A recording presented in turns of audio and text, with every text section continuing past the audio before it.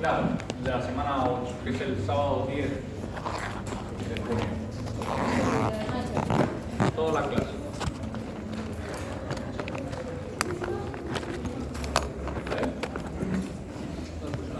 ¿Cuántas preguntas? Ah, no lo sé. Pueden ser, claro, de 2 a 4. Pueden ser 2 preguntas, pueden ser 2 preguntas.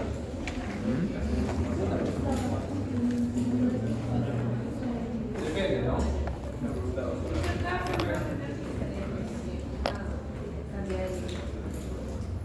Y va a ser indistinto. O sea, puedes responderla en 2 líneas, en 8, depende de tu forma de escribir. Pero bien argumentado. Claro, a ver, lo bueno de estar en una universidad pública es que me dan esa libertad. En la universidad privada me tienen atado, pero yo vengo de la pública. Y yo, los exámenes que me habían hecho en la pública, yo que sé, yo me acuerdo que Fernando Martínez, que es mi maestro, él ponía una pregunta. Mira, 2 preguntas, elige una. En el examen. Sí, así era. Pero de esa pregunta escribí 20 páginas. ¡Wow! ¿Y usted, profesor? ¿Y usted, Claro, el profesor? examen dura 4 horas. Entonces, a mí me gusta que ustedes puedan desarrollar, ¿no? Y puedan escribir lo que crean y lo que hayan estudiado, ¿no? El que a ustedes les pongan exámenes por marcar, le están subestimando su inteligencia a ustedes. No sé si sabrán que la colocación de exámenes de marcar es un invento de Estados Unidos y lo seleccionaban para las escuelas de barrios más pobres, porque creían que en los barrios más pobres tenían menos acceso a la información y por tanto los alumnos estaban peor preparados. Entonces, uno sabiendo históricamente dónde vienen esos exámenes, me parece una manera de subestimar a los que yo considero que son la mejor generación de su edad en Perú, ¿no? Están aquí porque son mejores que cualquiera de la privada o cualquiera que de la pública. Por tanto, debemos de formar estudiantes que piensen más allá de una respuesta rápida e inmediata. Esa es la base. Solo así poder cambiar este país. Pero si seguimos formando estudiantes para marcar, exámenes para marcar en San Marcos, está mal. Si la prueba de acceso a San Marcos es por marcar, toda la media peruana está mal. Bien. Yo, en mis 5 años de carrera, tan solo tuve un curso para marcar y lo odié. Yo soy historiador y nos pusieron también geografía, no sé qué, geografía histórica. Y teníamos que dar el curso de geografía histórica. Y la profesora, la cual terminamos sacando de la universidad porque no, en serio, porque no se sentía retirado, hacía unos exámenes penosos. Es más, nos descontaba puntos cada pregunta que hacíamos mal y hacía preguntas jodidísimas, dificilísimas. O sea, recolocaba respuestas prácticamente idénticas, preguntas que no venían en el temario, cosas así. Entonces terminamos sacándolas. Y ya vino José Rodríguez Vaquero,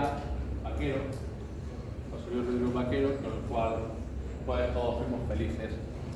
Volvimos a los exámenes normales, venía lo que preguntaba y venía lo que del temario y todos fuimos felices, ¿no? Cuando los profesores les hacen exámenes para marcar, buscan la vía fácil, porque colocan plantillas. Entonces, si A es A, si B es B, si C es C, ¿no? Y el profesor ni siquiera se digna a corregir. Yo tengo un montón de cosas en la cabeza y ya no sé dónde voy a colocar más. Ahora mismo estaba pensando en que tengo que mandar el paper para La Rioja, el rollo, y sobre el tiempo.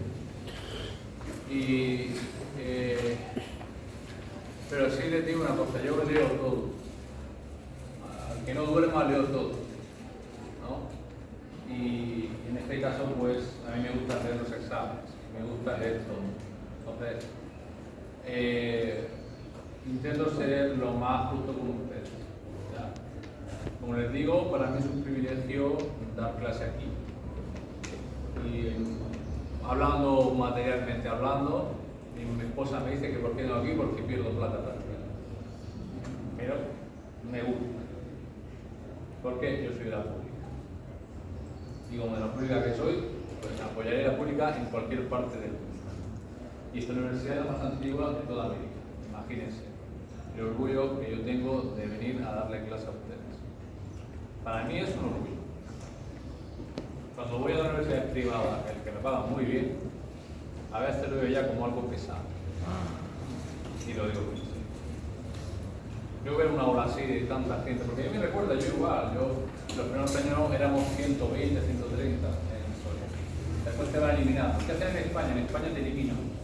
Los 2 primeros años te ponen, digamos, los cursos más jodidos. Y los profesores más basura prácticamente. Para ver si vales o no vales. Entonces te van eliminando. De 120, 130 gramos el primer año pasamos ya el segundo año a estar como 70, 60. Segundo año finalizando nos quedamos en torno a unos 50. De 120, 130 gramos terminamos graduándonos y sacando la carrera en torno a unos 20 y tantos. Hay gente que lo deja a mitad, hay gente que incluso lo deja a finales. Es así. Yo vengo de ahí. Ahora, eso tampoco quiere decir que les vaya a corregir como se corrige en España. Porque no. Porque además no son exámenes de 4 horas. ¿Cuántas horas tenemos el sábado? Cerca de 2 horas, ¿sí? 2 horas. Entonces les voy a poner un examen que crea que puede responderse en ese día. Pero les voy a poner un examen en el que yo creo que quiero que se sientan cómodos con él y que puedan responder.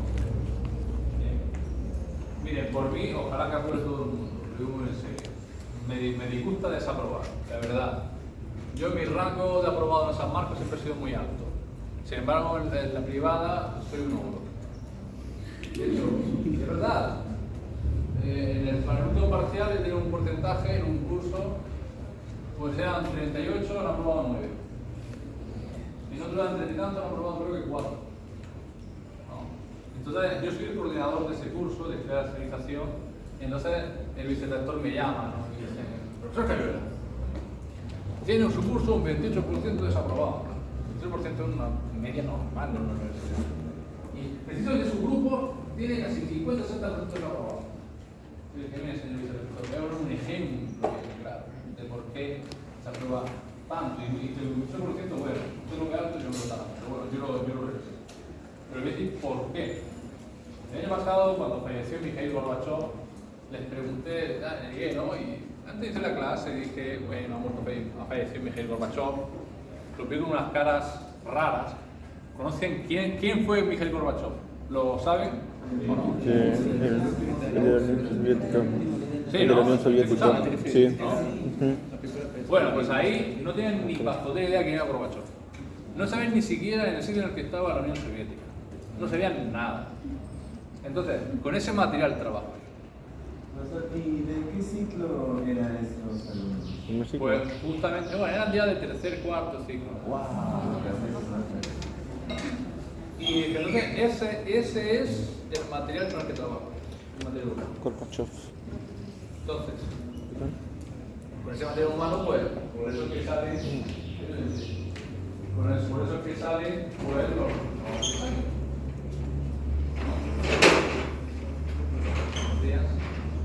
es eso. Por eso es que sale el resultado que sale. Ni más ni menos. Ni más ni menos. Entonces, en el parcial de ajuste, yo colocaré una prueba en la que yo crea que ustedes pueden responderla.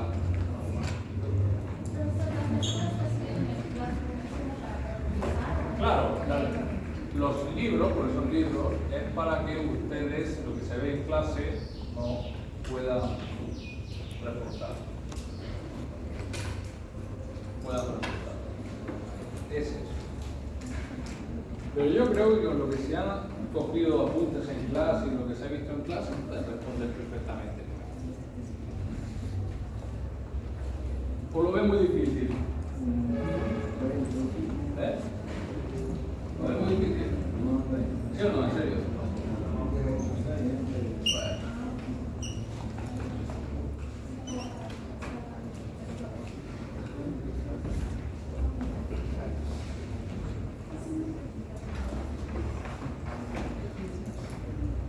Que tú fíjense, también muchas veces, ¿no? Las formas con las que se dirigen a ti es importante. Me llega un chiquillo cachimbo de derecho con ustedes y entonces saca un 0,9 y me llega indignado el alumno, ¿no? Encima te le he puesto de más, le he puesto de más. Y hay una pregunta, explica el comercio triangular del siglo XVI. Comercio triangular del siglo XVI, ¿no? África, América, Europa. ¿No?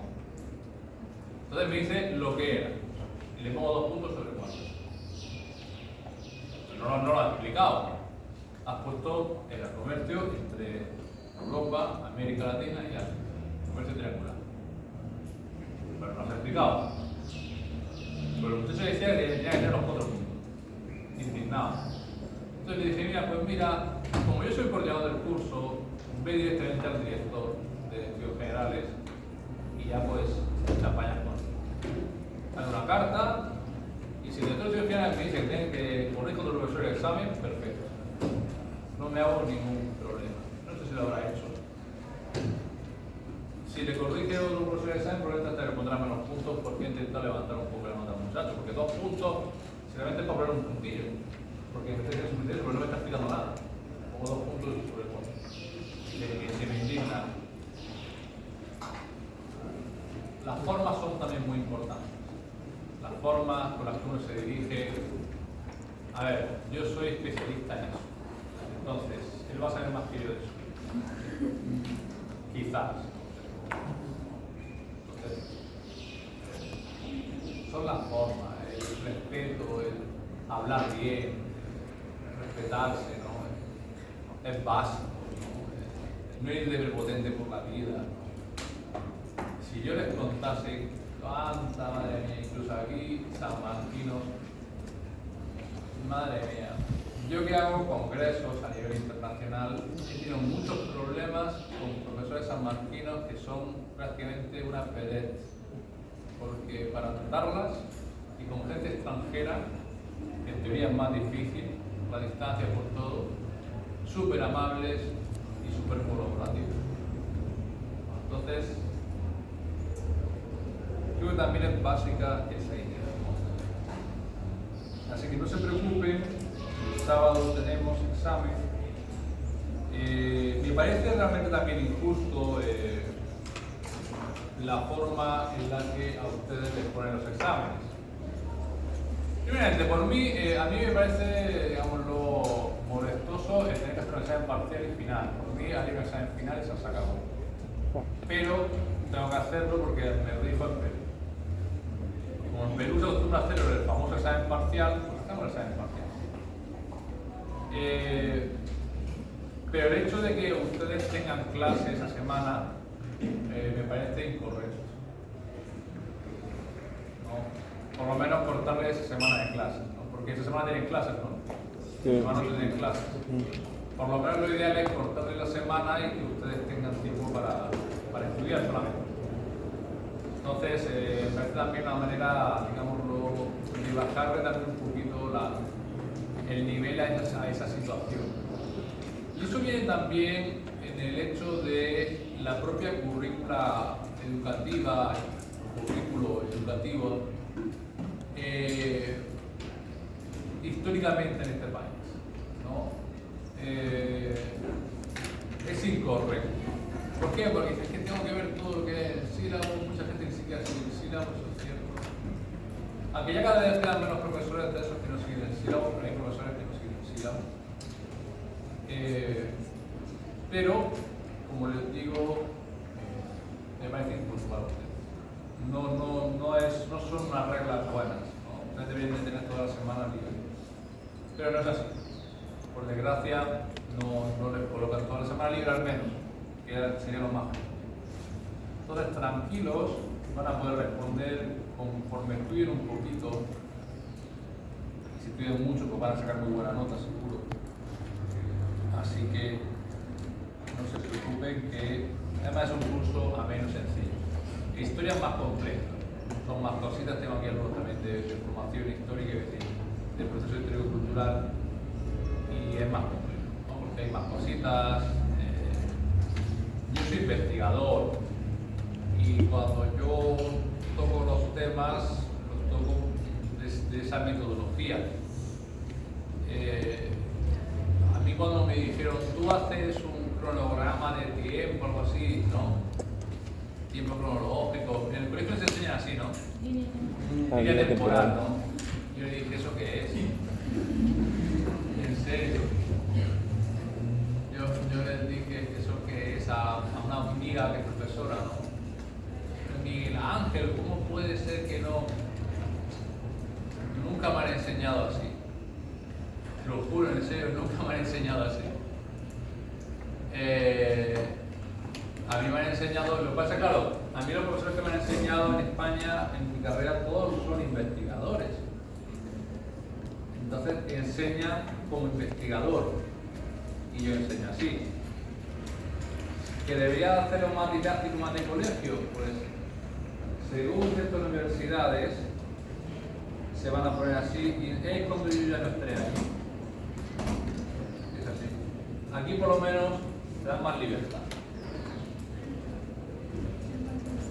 Bien, hoy vamos a hablar sobre las culturas vivas. Uy, espera, En el examen podríamos hacer un cronómetro para medir nuestro tiempo. ¿En el examen? Ah, claro. Claro. A ver, obviamente en el examen no pueden tener teléfono, esas cosas. Con reloj y todo eso. De todas formas, como ahí también va a estar en el sitio, probablemente se verá el reloj.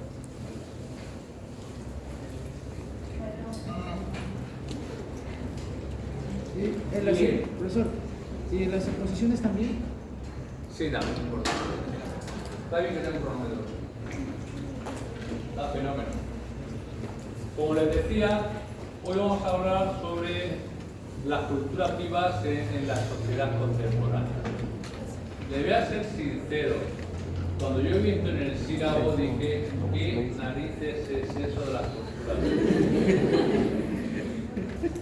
Claro, porque el hecho de que ustedes le digan culturas vivas viene del hecho de que pues, en América han sido anteriormente colonias, ¿no? Dominados, etcétera, etcétera, y han tenido que intentar coger esa cultura ancestral y mantenerla viva en una etapa de supresión violenta como fue el virreinato inconforme a lo cultural. Y después se convirtió en aculturación. Aculturación, sí, política y cultural. Pongo una foto del Carnaval de Venecia, porque finalmente la mayoría de veces las dichosas culturas vivas se manifiestan mediante celebraciones y aculturaciones que han ido pasando de generación, de pueblo en pueblo, de sociedad en sociedad, ¿no? Nos centraremos principalmente en el caso peruano, porque estamos en Perú. Hablaremos sobre las culturas vivas en el caso peruano. Pero nunca quiero dejar de lado el hecho también a nivel global e internacional. Ustedes dirán, ya, los carnavales de Cajamarca, ¿no? Son tradicionales, ¿verdad? ¿Sí o no? Sí. Y si yo les digo que no tiene nada que ver con el origen del carnaval, si yo les digo que no tiene nada que ver con el origen del carnaval, no tiene nada que ver. ¿Pero por qué son tradicionales? Porque es una aculturación, es una forma de entender ese elemento que viene desde Asia. y que después se transformó en Venecia. Y que antes, en la etapa moderna del siglo XVI, XVII, que llegase el carnaval era una situación problemática y para temer para las autoridades. Porque la llegada del carnaval era esa época en la que uno se disfrazaba, los títulos tradicionales de carnavales venecianos, y esa era el carnaval europeo, que también es distinto al asiático, algo un poco más parecido. Y, digámoslo, cuando se llegaba, ¿por qué las autoridades temían que llegase el carnaval? Porque era una etapa en donde las personas podían ser quien realmente eran. El esconderse bajo una máscara, bajo un disfraz, un traje, reflejaba tu verdadera naturaleza. En una sociedad muy cohibida por la religión católica, una sociedad muy controlada por elementos clásicos de sociedades clasistas, el carnaval se presentaba como una forma de liberación. Liberación en todos los sentidos, ¿eh? Y era una noche en la que se estaba permitido todo menos asesinatos, adulterios, pequeños hurtos, todo lo moralmente incorrecto que nos dice la sociedad católica. Y era muy común los adulterios en el carnaval. Y era muy común los pequeños hurtos. Por eso, digámoslo, que había un descontrol social en torno a la etapa del carnaval. Porque ¿de dónde salía nuestra naturaleza humana? Y muchas veces, cuando hablamos de culturas vivas, es intentar mantener vivo quiénes somos nosotros más allá de los elementos de control o estigmáticos.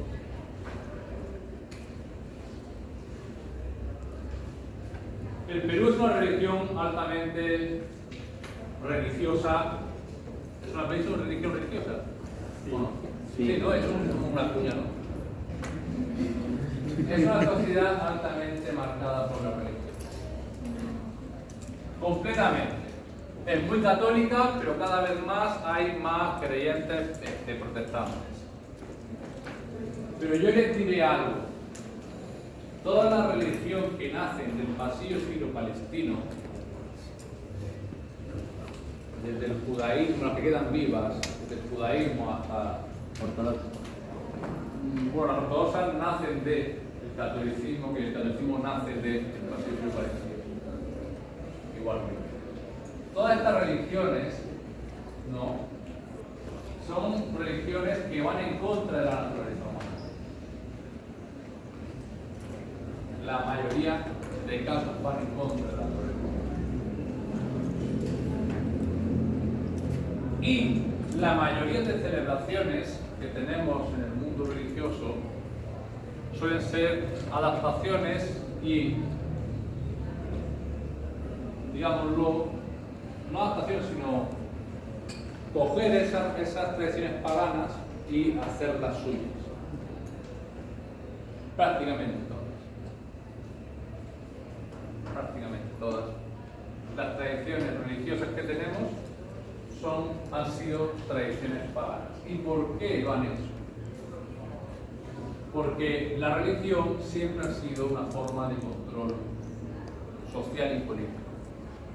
Hoy día ya no lo es, porque ya los gobiernos liberales han avanzado en esa materia, pero digámoslo, hasta hace muy poco, pues así era. Y eso tiene mucho que ver con las culturas. Porque muchas veces intentamos, más allá de ese control, mantener esas culturas. Un control político, un control religioso. El mero hecho, miren, nosotros decimos debemos de ser monógamos, ¿verdad? ¿Sí o no? Sí. Pero nuestra naturaleza humana está a ser polígamo. Por eso hay tanta infidelidad. Las sociedades antiguas, griegas, romanas, se entendían. Y eran polígamas, eran bisexuales, porque está dentro de la naturaleza humana. Y evitar eso es ir en contra de la naturaleza humana.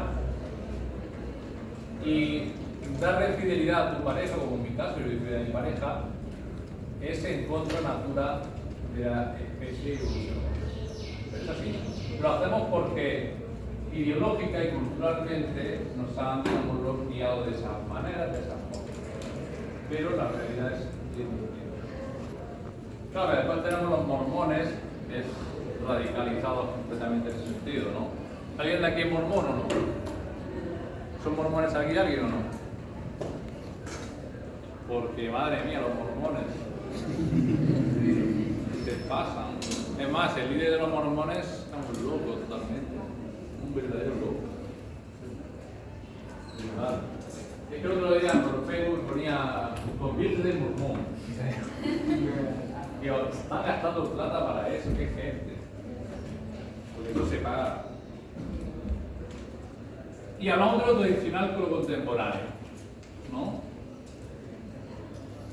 Prácticamente lo que he dicho en esta introducción larga es lo que encuentro en esta diapositiva, ¿no? Nosotros tenemos una necesidad de identidad cultural, esa cultura de identidad, en base a recuperar o colocar nuestras raíces históricas como pueblo. Eso es un hecho. Sin esas raíces históricas prácticamente no nos colocaremos a identificar como sociedad, no nos podremos identificar como una sociedad plena.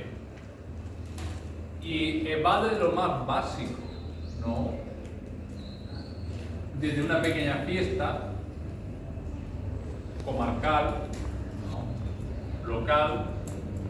¿Quién de aquí tiene familia o quién de aquí es de provincia o tiene familia en provincia? La mayoría de limeños, no todos, ¿no?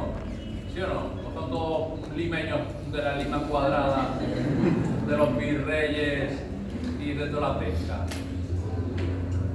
Y en sus pueblecitos, en sus ciudades, de los padres, porque ellas son limeños, son nacidos la mayoría en Lima, pero van a los pueblos de sus padres, ¿no? Allí tienen sus fiestas tradicionales, ¿sí o no? ¿No?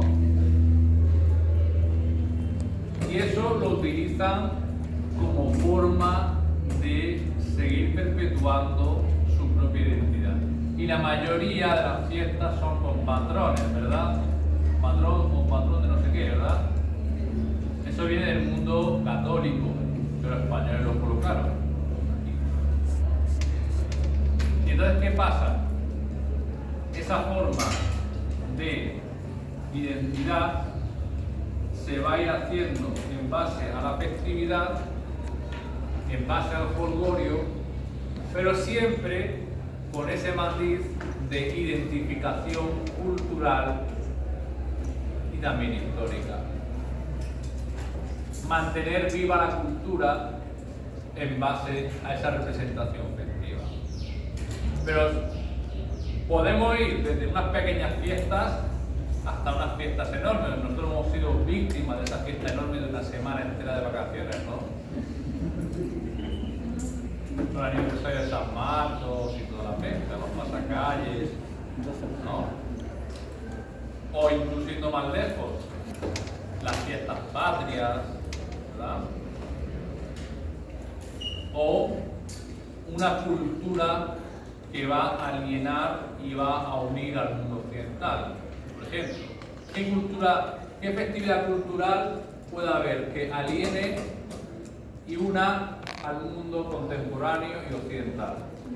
Navidad. La Navidad. Año Nuevo. Halloween. Ojo, que el Halloween, cuidado que sobre todo la diapositiva, pero digámoslo que San Valentín.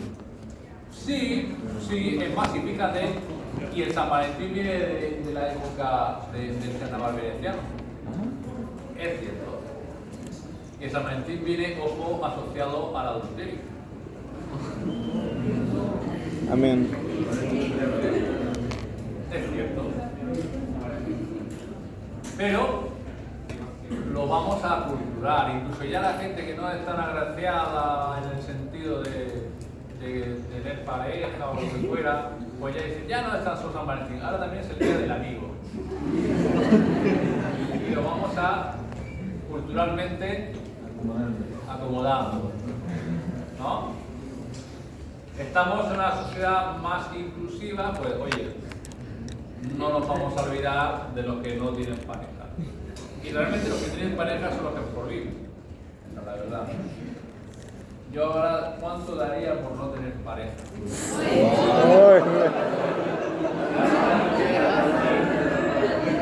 Claro, no tener pareja tiene una libertad tremenda. Aunque bueno, el tener pareja yo creo que me ha salvado, ¿no? de mí mismo, porque yo creo que no duraría mucho más tiempo el ritmo que llevaba. Pero yo me tiré de partir 5 o 6 años sin pareja, sin nada, porque no quería, porque me sentía a gusto, digo. Ya cuando me aburrí, pues ya pensé, no, ya no. Pero es así. Qué libertad más guapa esa, la verdad. Y así es. Vamos a colocando, ¿no? Incluyendo, e intentamos ser una sociedad más completa, ¿no? Hoy día, por ejemplo, hablando de cultura, pues incluso en las mismas festividades, hay festividades que ya deben de estar canceladas y cada vez hay más debate, por ejemplo, la de los Sanfermines, ¿no? En España, que corren detrás del toro. Es una festividad que ya poco a poco se debía, pero claro, no se quita porque es tan histórica esa tierra de los navarros.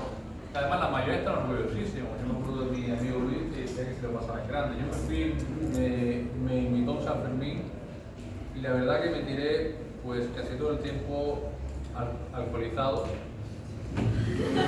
Que la verdad. Y claro, te vas a correr detrás del toro, o delante del toro, va borracho y eso es peligroso. Pero es una tradición cultural, ¿no? Y es cierto. Y en este sentido, en el caso peruano, es lo que ocurre.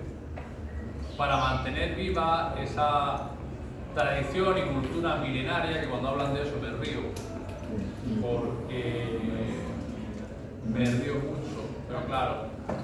Es una más asimilación que Pero, claro, es una asimilación, pero me cago en la leche. Tienes tú lo que tiene del peruano actual con, yo qué sé, con la gente que vivía en Chanchán o que vivía, qué sé, no sé ahora, pero en Chanchán o en el Cerro del Paco. No tiene nada que ver el peruano actual, ¿no? Entonces, sociedad milenaria en Perú, no, pero lo hacen ¿por qué? Porque es una forma de mantener vivo el legado del pueblo andino, que aunque no tenga mucho que ver con el peruano actual, menos aún si es un peruano asiático, imagínate, no tiene nada que ver. Un peruano asiático le dices de los incas y toda esa gente y te dicen, por aquí te quitan aquí. No hay esa identificación claramente física. Pero está dentro de este país y de esta forma de ser, y eso ocurre en todos los sitios. Si ustedes yo les contase, miren, en Andalucía, para buscar el sentimiento nacional territorial, no sé qué investigador, que es cierto que estaba en el pueblo de los tartesos, pero desapareció de la noche a la mañana, y según un investigador, creo que británico, y ya ha ido cogiendo forma, la Atlántida se creía que estaba en la zona de Tartesos, en la zona de Andalucía. Entonces, a raíz de ahí se ha hecho un origen histórico, el cual no tiene mucho sentido, pero en el Estatuto de Andalucía pone Tartesos, tierra de los atlantes y cosas así. Que probablemente ni siquiera hay un sustento real. Pero lo colocan, ¿no?, para darle esa identidad cultural, esa identidad, digámoslo, social, histórica, para ensalzar también a esa sociedad. Normalmente lo que se utiliza en el tema de la cultura viva es para ensalzar a ese pueblo, ¿no? E incluso actualmente hablándolo, lo utilizan como algo más de reclamo turístico, prácticamente. Si ustedes van a la página del Ministerio de Exteriores de Perú, ¿no?, y cuando te hablan del tema de la cultura viva, te lo hablan, prácticamente te colocan una página en donde te venden el Perú al extranjero para que vengan a visitar al Perú, prácticamente. Que ojo, está fenómeno, porque obviamente se necesita turismo y se necesita dinero que los turistas dejan, ¿no? Es necesario, si queremos estar bien económicamente. El turismo es una cosa que es necesaria.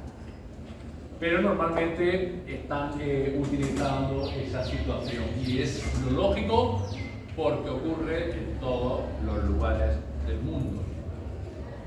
Esa situación de cultura viva ya se han dado cuenta la gente antiguamente, ha sido un desarrollo humano.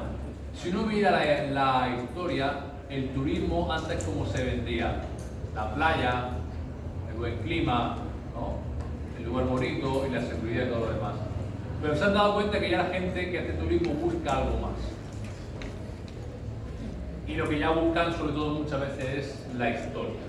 Y no tiene por qué gustarte la historia, no tiene por qué ser historiador, que conforme vas a un lugar histórico te dicen, wow, este acueducto lo hicieron los romanos en Segovia, ¿no? Y dices, wow, ese acueducto tiene más de 2000 años, ¿no? Ya te impresiona. O te vas al Cusco, ¿no?, al Machu Picchu, ¿no?, la ciudad del Machu Picchu, tal, ya que sales fascinado, ¿no?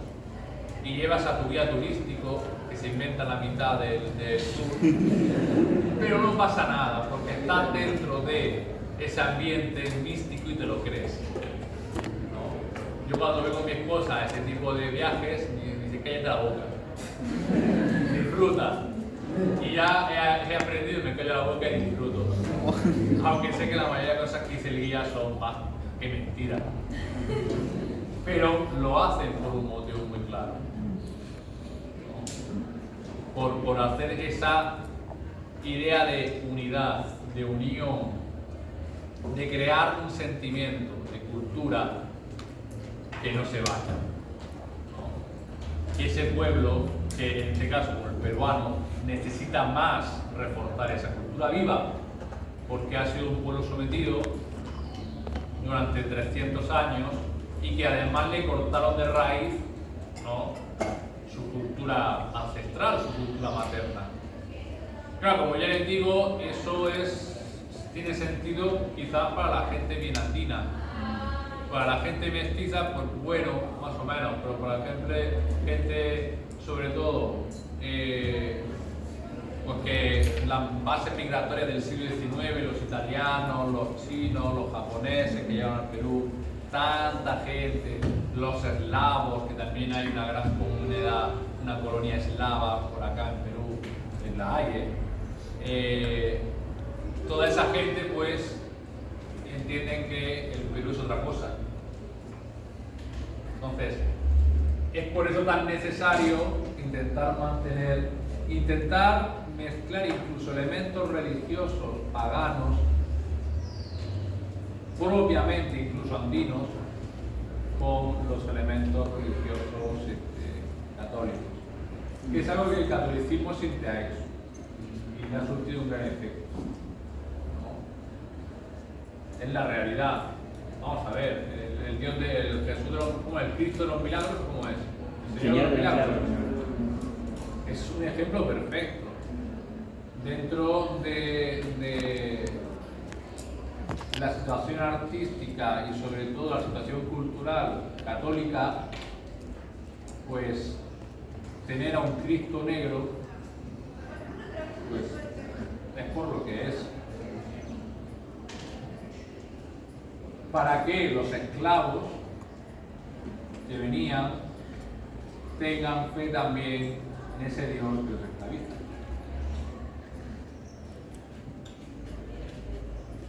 Y sean más estoicos lo más posible. Entonces son elementos, ¿no?, que se utilizan. Imagínense mi ciudad, Almería. Mi ciudad Almería, la patrona es la Virgen del Carmen. ¿Por qué es la patrona? Almería es una ciudad completamente mora, tan mora que la fundó Abderramán III, un califa moro. Almaraya se llamaba. Y cuando lo conquistan los cristianos, porque no hay reconquista, olvídense, ustedes han visto en el colegio que dicen reconquista, ¿verdad? De los cristianos son los musulmanes. Sí. Eso es falso, es conquista. Estás conquistando un territorio, porque esos musulmanes llevaban como 800, 700 años viviendo ahí.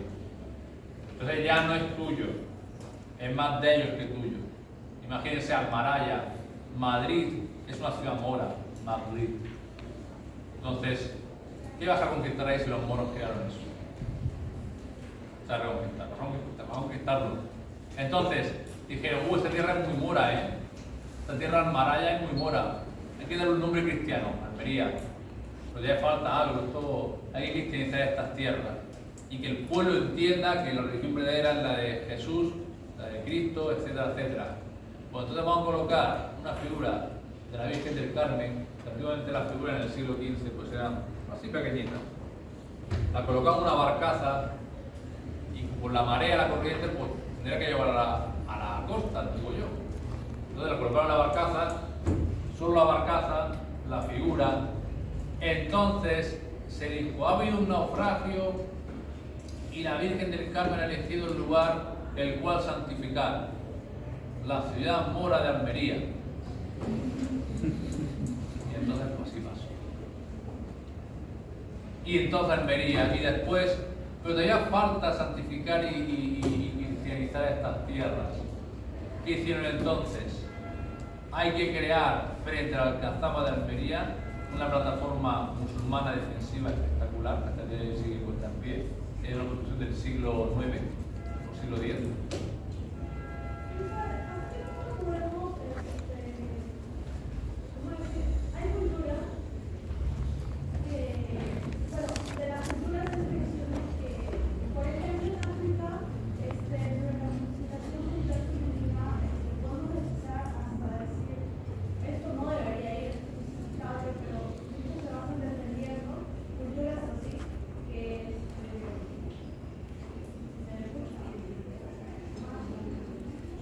Sé lo que quiere decir. Mira, en África hay muchas culturas transnacionales. ¿Qué es eso? A ver, yo tuve dos alumnas de Marruecos, ¿vale? Allí en la Almería. Una del norte, centro-norte y otra casi del sur. Pues no tienen nada que ver una con la otra. No tienen ningún dialecto. O sea, el dialecto es totalmente distinto. ¿Saben por qué? Porque África los europeos la partieron después de la Segunda Guerra Mundial. Dijeron, de aquí hasta aquí llega Marruecos, de aquí hasta aquí llega Argelia, de aquí hasta aquí llega Mauritania. Si tienen curiosidad, miren el mapa de África. ¿Lo han visto? Sí, ¿no? Son líneas, como si tú te pones un escuadre de Cartabón, ¿verdad? No. Es que hicieron eso. Pues, Pues escuadre de Cartabón dijeron, de aquí hasta aquí llega tal, de aquí hasta aquí llega tal. Sin tener en cuenta las etnias. Claro, Especialmente nada. En África subsahariana, que después hubo guerras civiles. Ahí sí, y si se dan cuenta, la parte subsahariana ven que el mapa no es tan recto, ¿no? Así es. Curvado, ¿por qué? ¿Y por qué se crean las curvas en los mapas políticos? Por guerras, conflictos, normalmente, o por afectaciones culturales. Y lo que le iba a decir, en el caso de Almería, bueno, mandan eso y dicen, todavía falta más cristianizar estas tierras. El diablo está todavía adentro, ahí con los morismos, estos mozárabes hay que volverlos cristianos. Entonces, frente a la Alcazaba, en las ciudades musulmanas europeas, siempre a lo arriba del todo, lo más alto de la montaña, hacían una plataforma defensiva. De hecho, Almería fue inexpugnable gracias a la Alcazaba. Nunca pudimos quitarla. O sea, Boabdil le entrega las llaves, como hizo con Granada.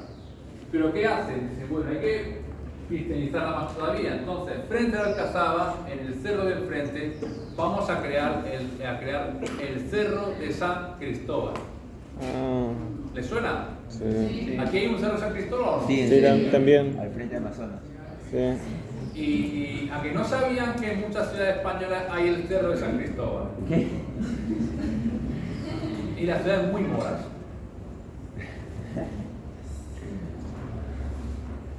Utilizamos la religión para unir a lo actual y darle sentido a esas sociedades. Un uso político, un uso de control social. Y en serio, está el Cerro San Cristóbal en Almería. Búsquenlo por curiosidad. Cerro San Cristóbal. ¿Que no te respondí tu pregunta? La sociedad transnacionales. Es que lo tengo aquí. Por eso no te lo preguntaba, las cosas de la. Pero si te lo puedo responder. Ahí os diré. Toda esa gente, políticamente hablando, pertenecen, por ejemplo, a ese país, no en Sudáfrica, por ejemplo. Pero los propios sudafricanos tienen sus propias tribus y ellos se tienen que regir más en códigos de honores y culturales de sus tribus que de ese país. Funcionan, digámoslo, con esa dualidad. Nelson Mandela le gustaba que le llamaran Maliba, porque es como se le conocía en su tribu. Pero oficialmente para el mundo occidental era Nelson Mandela y fue el presidente de Sudáfrica. Entonces, el caso africano es complejo, ya que ellos saben que pertenecen a esa patria, a ese país, pero interiormente intentan mantener viva su cultura. Incluso va a haber culturas entre países, que es lo que voy a hablar. Y el ejemplo más claro va más allá de África, son los romaníes, que lo hablaré, con el tema de las culturas transnacionales. Yo hice un proyecto de investigación en mi segundo año de carrera sobre este tema, sobre las culturas e identidades transnacionales, por eso lo coloqué en este PowerPoint. Pero el tema africano va sobre eso. No es una cultura nacional como tal, ellos no se sienten, digámoslo, saben que son marroquíes, saben que son sudafricanos, saben que son nigerianos, ya. Pero a la hora de la hora, ellos viven y se basan sus reglas en base a esas tribus. Y que además, la forma de entender la vida es muy distinta a la occidental y muchas de esas formas de vida las vamos a cancelar en 0,0.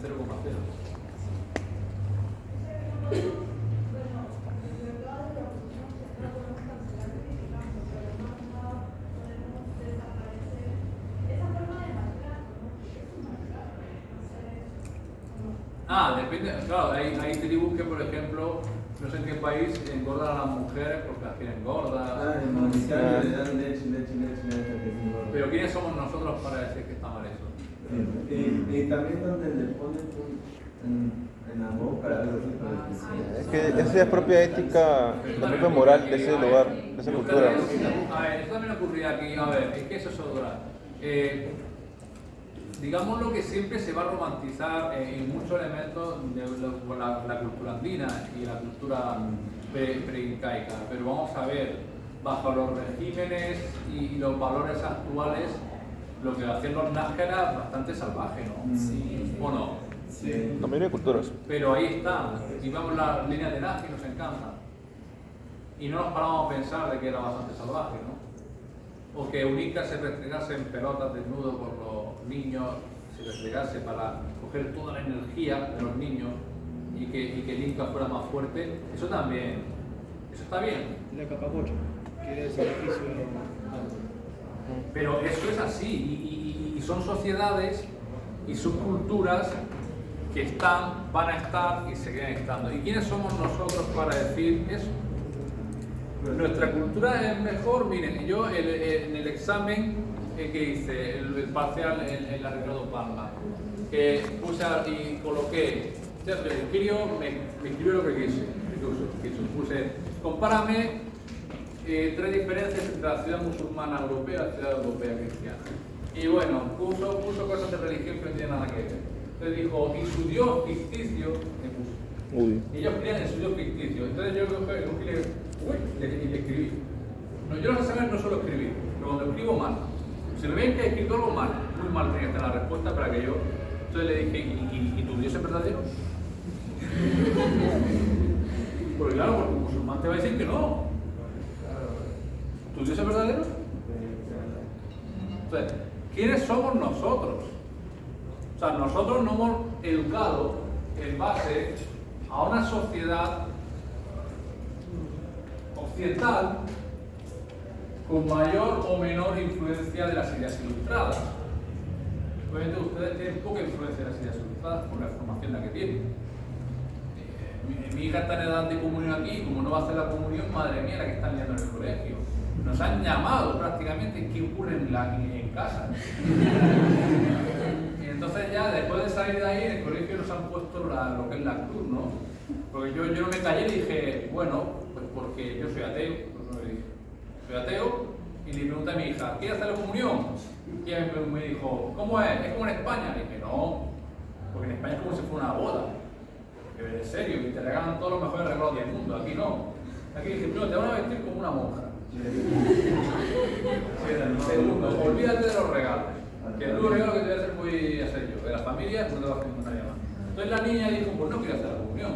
Pues ya está, pues no quiero hacer la comunión. Y eso le dije al colegio. Entonces ya fue brutal. Y resulta un drama religioso, porque a mi esposa también le da igual.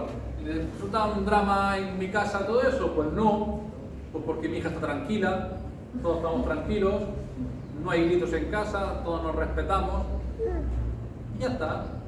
Y vivimos la vida. Dígale. Nada más.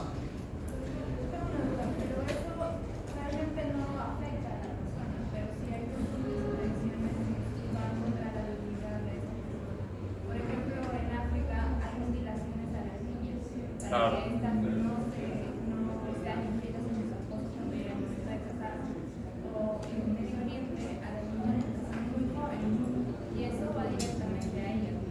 Evidentemente que las mujeres son maltratadas al máximo en el mundo musulmán y en el mundo africano y asiático.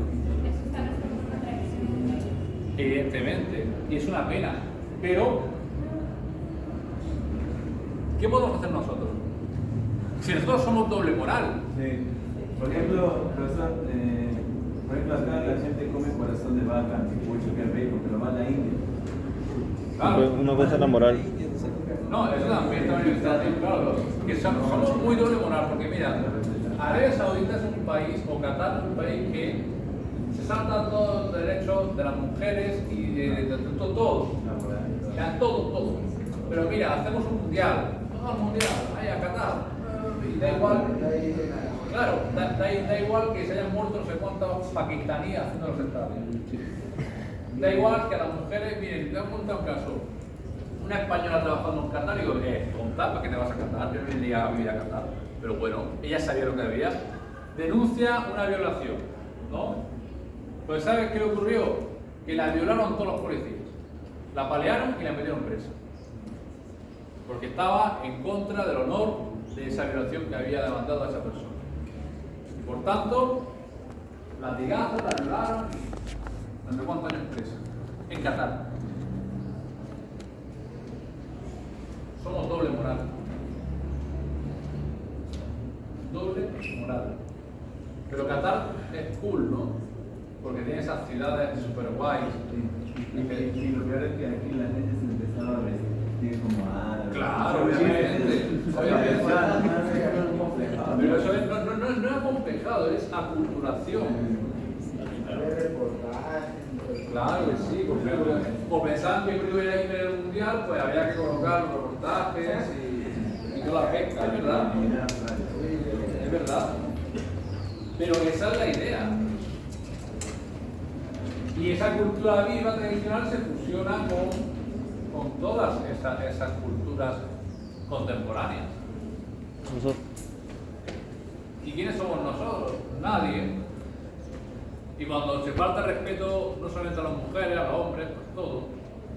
O sea, por ejemplo, ni siquiera tenemos que ir tan lejos. Por ejemplo, en la selva hay tribus que el Estado no puede intervenir dentro de esas tribus, porque esas tribus tienen cierta autonomía, ya que esas no pueden ser ni transgredidas por el Estado. Y hay tribus, por ejemplo, de que tienen la tendencia, no, hay una tribu en específico que tiene entre su cultura la reducción de cabezas, tanto de los muertos y como de los enemigos de su propia tribu. Y es algo que nosotros, como propio Estado, porque ellos saben muy bien de que están en un territorio que es el Perú, probablemente no siguen lo que es las normas peruanas, pero que el propio Estado no puede hacer nada contra esas tribus. Pero no puede hacer nada porque es una cultura transnacional y que el propio Estado peruano lo acepta. Y que obviamente pues está mal, ¿no? Oye, que te hablaste en la cabeza, está mal, ¿no? El semen. ¿No? Es que vamos a llegar desde un punto radical a un punto neutro, a un punto menos radical. Lo ideal es, pienso que dentro de nuestra óptica de vida, pues son nuestros valores, ¿no? Occidentales. Por lo menos los valores basados en la ilustración. Los valores ilustrados. Pienso que los valores basados en la razón, en la libertad de elección. O sea, cada cultura que siga Su propio camino y sobre todo en base a su libertad y en base tampoco a la obligación, ¿no? Aquí son sociedad, por ejemplo, hoy día, muy religiosa, ¿no? Y que a lo mejor llega, por mi caso, pues se quedan extrañados porque la niña no hace la comunión. Hoy día, más de la mitad de los niños en España en edad de comunión no hacen la comunión, ni siquiera están bautizados, muchos de ellos. Yo lo bauticé a mi hijo a los 4 años obligado. Y lo bauticé en España porque era más sencillo. Cogimos, firmamos un papel y se hizo el bautizo, nada más. Ni cursillos, ni nada, ni charlas, menos aún. El cura ya sabía quién soy yo y conoce mi familia. Entonces le dije, vamos a hacer esto porque mi esposa quiere. Entonces me dijo, mi esposa, lo hacemos en Perú, no, en Perú no. En Perú vamos a hacer ahí, hacer cursillos, no sé qué. Y yo, no, vamos a España que ya verás qué fácil que es. ¿Cómo? ¿No verás? Nos fuimos unas vacaciones en un mes y medio y a las 2 semanas de estar en España la niña estaba bautizada. Fuimos, firmamos, bautizada, se acabó. Una misa pequeña y se acabó. Nada más. Está bautizada. Es así. Va a depender mucho de esa cultura. Si bien es cierto, claramente, pues en España hablan de la crisis cultural en base a lo religioso, porque los jóvenes cada vez más menos creen, ¿no? Por la misma formación que recibimos, ¿no? Dentro de esa cultura. Hay un cambio cultural. Claro, ahora que hace la Iglesia, pues entonces utiliza la Semana Santa más que nunca para intentar que sus fieles no se vayan. Ese elemento cultural de la Semana Santa.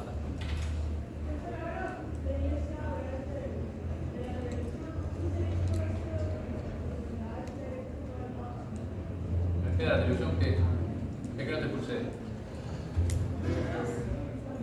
Barba está comunicándose con grupos sociales tipo LGTB. La iglesia no comora. Eso es bueno. ¿Quién dice que esto es malo?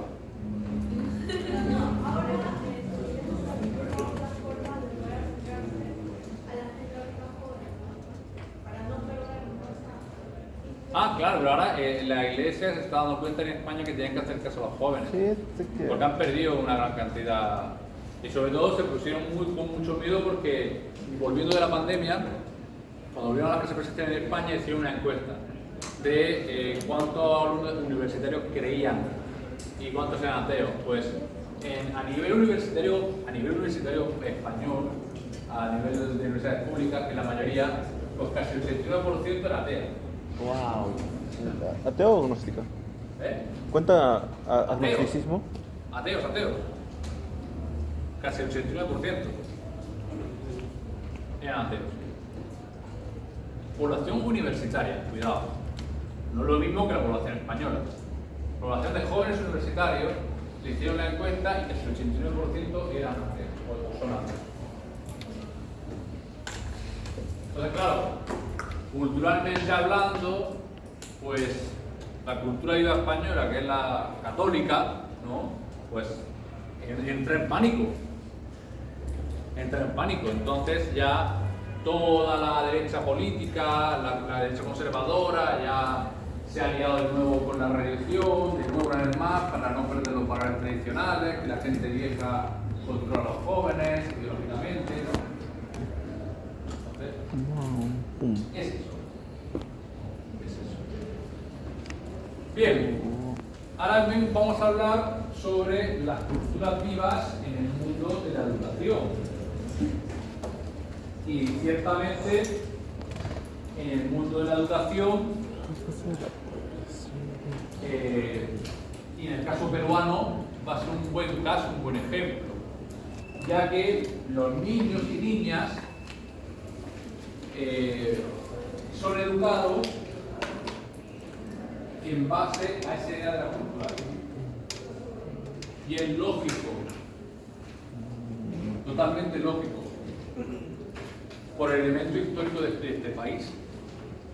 En Europa es complejo, es más difícil que, por ejemplo, aquí tienen Semana de la Gastronomía Peruana, ¿verdad? En los colegios. Y los niños hacen de la región del Perú unos platos. Día del campesino. Día del campesino. Y muchas veces se hacen también con bailes propios, incluso en las celebraciones de los colegios universitarios, a los padres se hacen bailar. ¿No? Claro. Y una vez bailé un baile que le dieron cuchillo. No me acuerdo cómo era el baile, pero Machetes. Sí, un machete ahí, con un machete. Y ahí va con el machete ahí, todo duro ahí. Ese me gustó a mí. ¿Qué hice? Me puse a bailar ahí. ¿Y qué hice? Aculturarme con esa cultura, ¿no? Ser partícipe de ello. ¿Y por qué lo hacen? Pues para mantener vivo ese legado y para educarlos en base a ese sentimiento cultural. Y en el caso peruano, como en muchos casos de América Latina, es una mezcla, porque es una lucha continua entre la herencia del virreinato mediante a los elementos cristianos, católicos y elementos incluso españoles, con recuperar esa idea, ¿no?, del pueblo original. Incluso se hace cultura, digámoslo, en base a elementos positivos y en base a elementos negativos. Porque en el caso peruano hay muchos bailes de esos tradicionales que, pues, obviamente hablan mal del dominio español, ¿no? Y lo ponen como canción, lo colocan como cultura e intentan fundamentar, ¿no?, ese sentimiento de sometimiento. Y lo hacen. Entonces los niños, mediante esa situación, van entendiendo que deben de mantener vivo y viva la memoria cultural de esa parte. Puede ser desde cosas tan básicas como en el mundo occidental celebrar el Día de la Paz, porque todos los niños celebraron por el Día de la Paz, ¿o no? No. ¿Qué es eso? Pues fíjense, nosotros en España sí celebramos el Día de la Paz. ¿Qué día, profe? No me acuerdo ya. Vamos palomas ahí de la paz. Para mí era fiesta porque aquí sí. Aquí sí. Entonces, pero, por ejemplo, vamos a celebrar el Día de la Paz. Vamos a celebrar el Día de la Paz. Entonces ya sabes muy bien que se está celebrando el estar en paz, el tener una cultura de paz, ¿no? Se está celebrando ello. Y al niño le van diciendo, no, es que lo que hay que mantener es la paz. No hay que hacer la guerra. y vas intentando colocar una cultura de paz. En el caso, por ejemplo, del Día de la Bandera, pues igual, mantener e ideologizar hacia un elemento como es una bandera. Y hasta el límite de que hacer algo con la bandera, incluso desnudarse y posar con la bandera desnuda, puede ser un delito incluso. Pasó en México, ¿no? Creo que una famosa. Pasó en Perú también. Sí, una policía. Las sobrinas de Pedro Franco, creo que bailó. Ah, sí, también. En las revueltas que hubo también había una mujer que estaba pisando la bandera. Y bueno, claro, pero ¿por qué también muchas veces se utiliza eso? Como símbolo de respuesta y como símbolo de ir en contra de. ¿O por qué queman banderas? Porque saben que culturalmente hablando, la bandera, me lo han enseñado desde pequeñitos, es un elemento cultural sagrado de esa, digámoslo, cultura. Hay elementos sagrados, sacralizados, ¿no? Desde elementos políticos hasta elementos religiosos y elementos de, digámoslo, formación, como digo, ideológica y formación, ¿no? en su ser.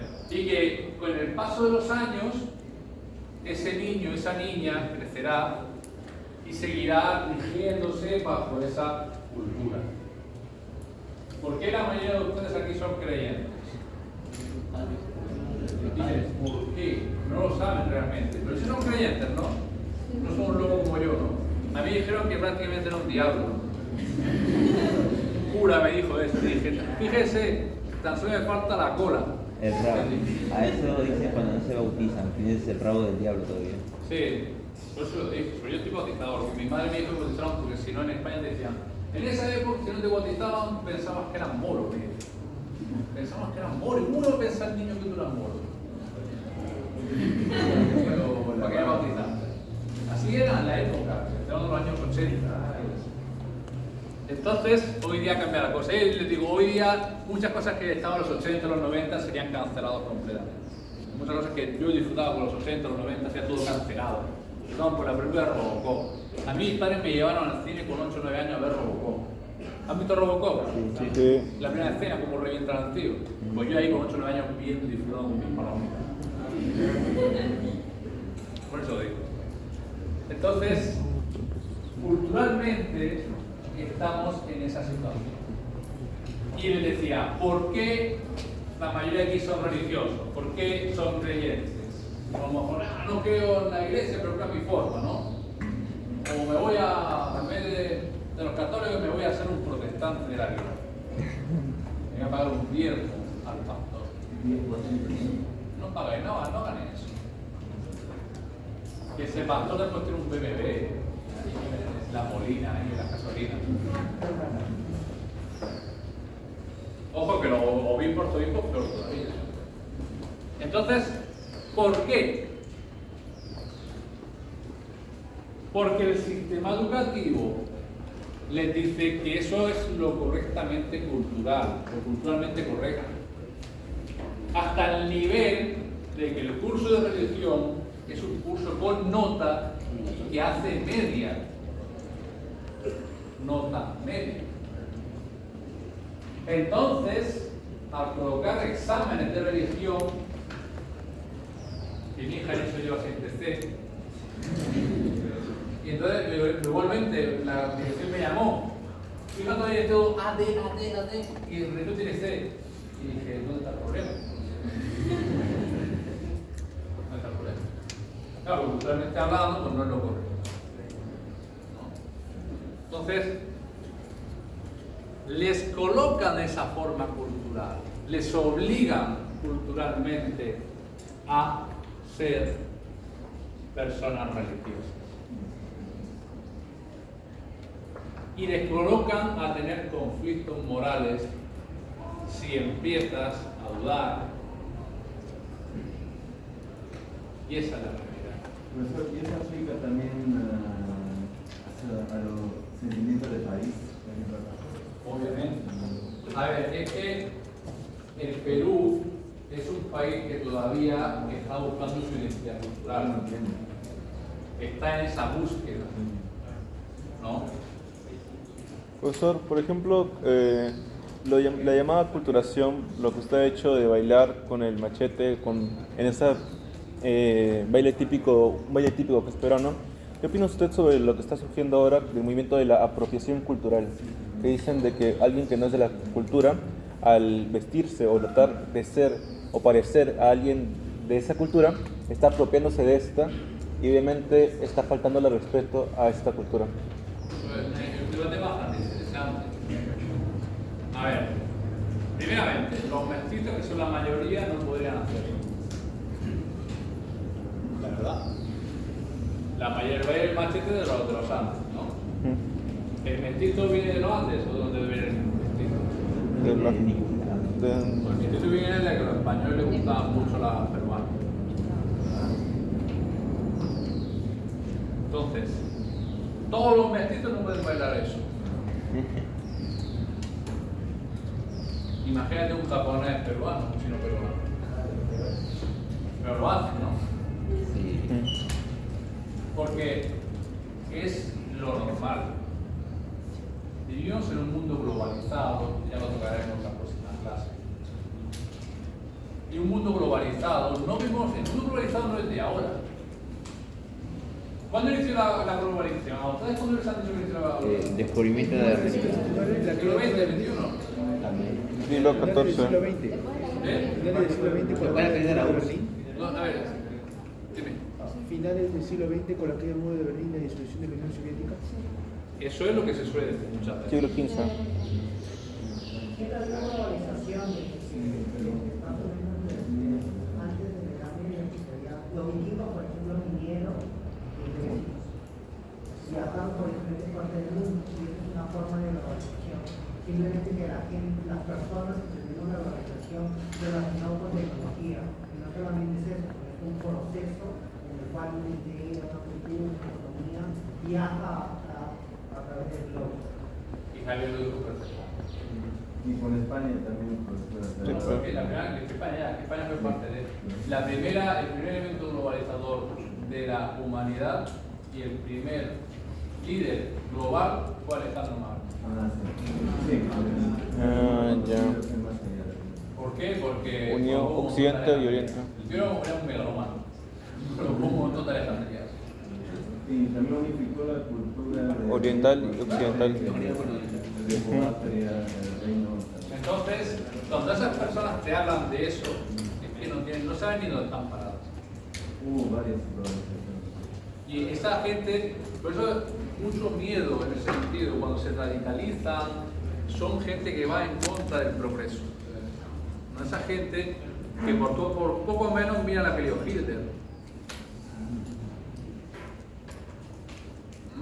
Entonces, esa persona que dice eso, dice, pero ¿qué idiomas hablan normalmente? ¿Qué creencias tienes? Ya no eres puro. Ya no eres puro. Es como Juan Santos Atahualpa, ven ahí a liberar el pueblo del yugo español. Pero si eras jesuita, desgraciado. Si eras jesuita. Y te ibas a colocar el nuevo Inca e iba en contra de todo lo que era el Inca. Quería ser prácticamente un papa, un sacerdote Inca, católico. Juan Santos Atahualpa. Ah, ya sé cómo. Era un jesuita.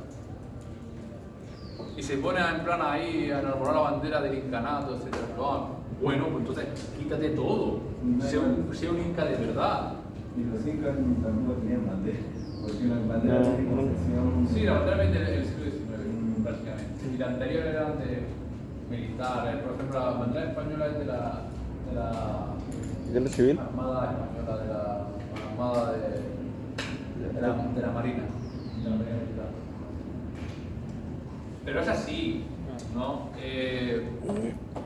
Igual, profesor, con símbolos, escudos de, por ejemplo, clubes españoles, Barcelona, Real Madrid, tienen elementos católicos.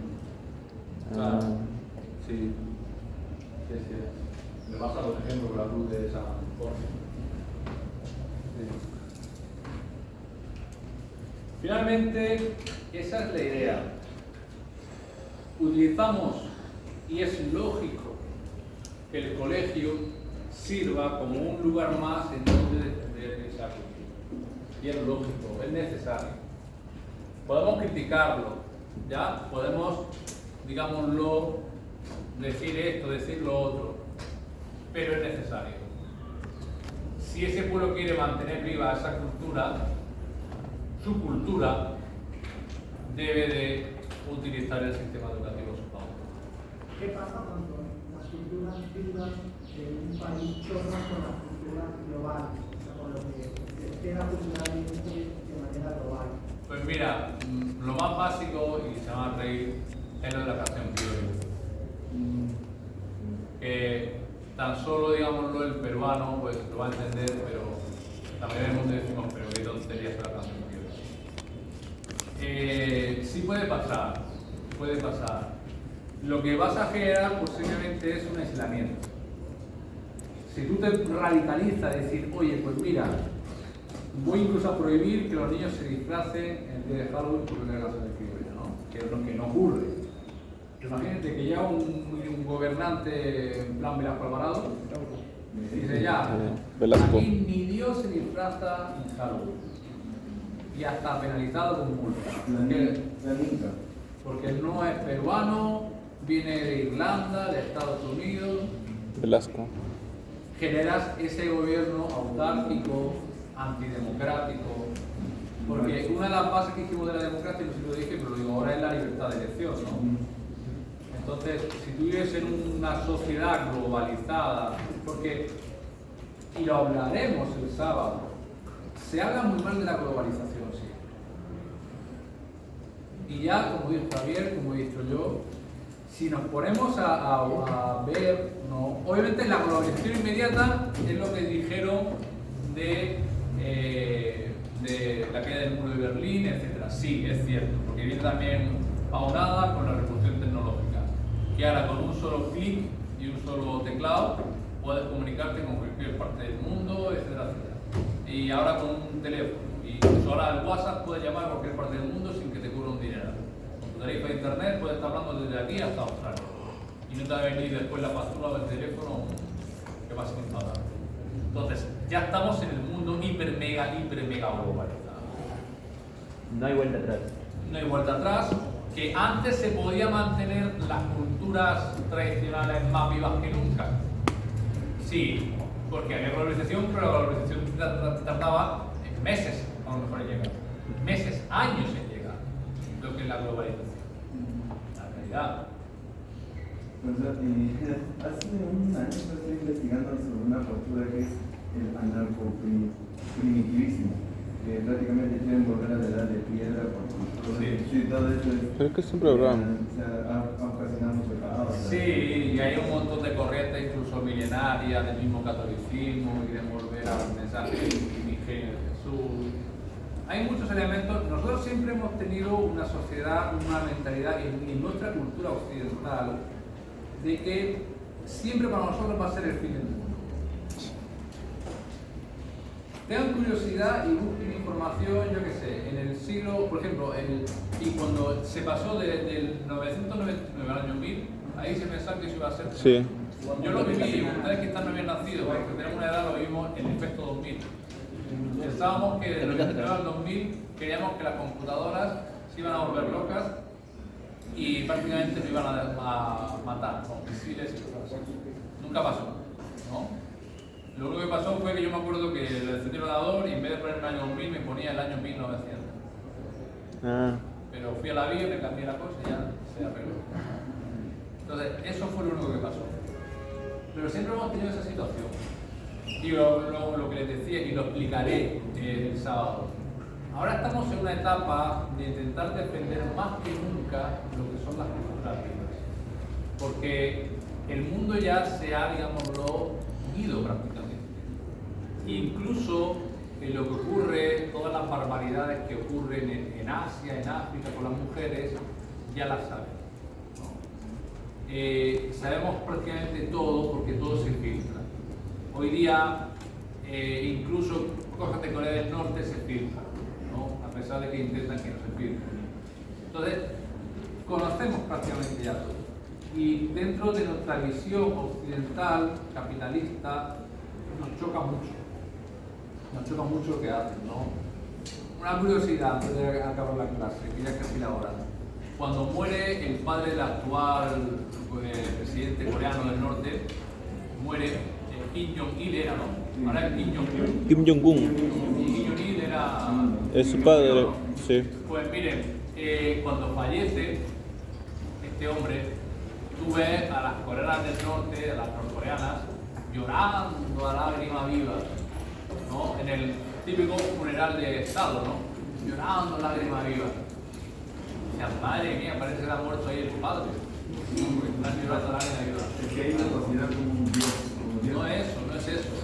Es que después me enteré que si te enfocaban en la televisión o lo que fuera, y no te veías llorando, te ibas a la cárcel.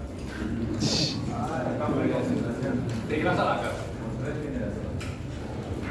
Entonces, pues no te queda más remedio que, yo no sé, llorar.